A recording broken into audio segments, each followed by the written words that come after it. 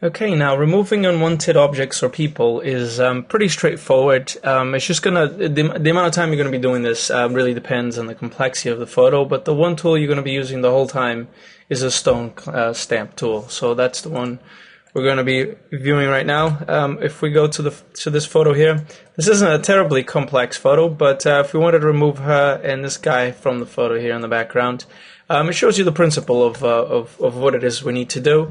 Obviously, the only things to watch out for in this case is that obviously the C is pretty easy because of the uniformity of the randomness of the waves and so forth. But still, there's a distinct difference between what's happening here to what's happening here to the splashes here. So it's not like you can just clone from anywhere.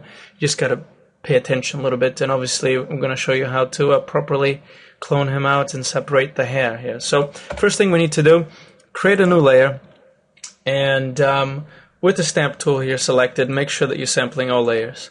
I like doing this because what we're going to be doing is we're going to be cloning bits here and adding them here, but where we're adding it to is not adding it to the photo itself, but we're adding it to this layer here. If we make any mistakes, it's just a matter of just deleting this layer or parts of the layer, and our original photo stays intact. So that's the way I like to work. And the first thing we need to do is just clone him out. The easiest bits first, usually. And all you need to do to make it seem realistic is just to do multiple sample places. Don't just sample from one area and stick to it. Just do it from one and then do it from another. And make sure that you're sort of, in this area, you're sort of just staying horizontal to him so that you're getting the same sort of patterns that are happening here and here to this girl over here. So we're staying roughly to how the sea is behaving at the different depths. And the trick is really just always constantly resampling. That's all that is. The best outlook, the best results are going to be from resampling constantly. Make sure to get all your edges and remove all that reflection there. Okay, that's pretty good. The hardest part here, really, of all of this is just separating the hair. And this is how we're going to do it. First of all, we need to select her hair. I like using the quick selection tool here.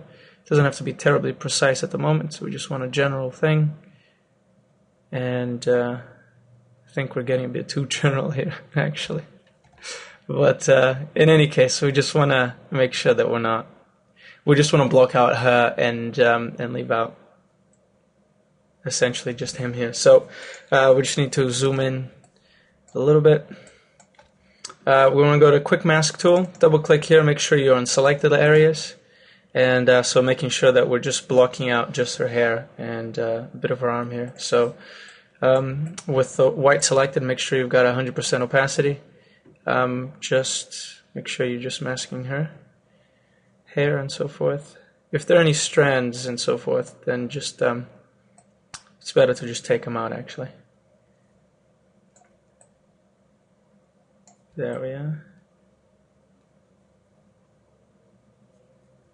Sometimes it's easier to see by just unblocking that area and then just going back in here and blocking it yourself again, so you can see exactly where that hair ends.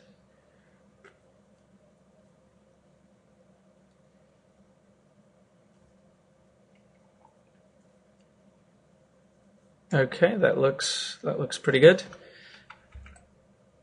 And now what we need to do is just to block him out. So let's exit the quick mask. Now we've selected the hair and we want to paint outside of here. So what we need to do is just inverse the selection first. So inverse. Now we're painting everything but here, right? So if you're not understanding, you'll understand right now, because what we're doing is just cloning.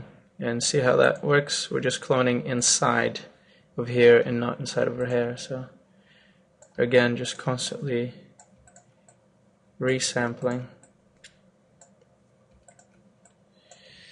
There we are. We deselect, and I think the only little mistake we've got here is just the central bit here, which we can do with a very small clone tool, and just carefully clone out these little details.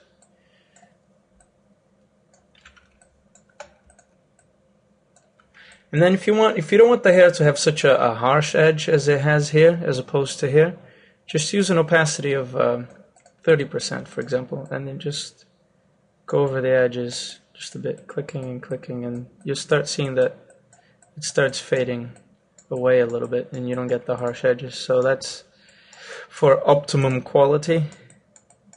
That's my tip for you right there. Okay.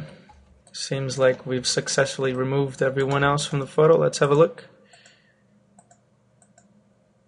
Alright, we only have one problem.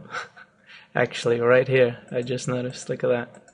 And this is the advantage of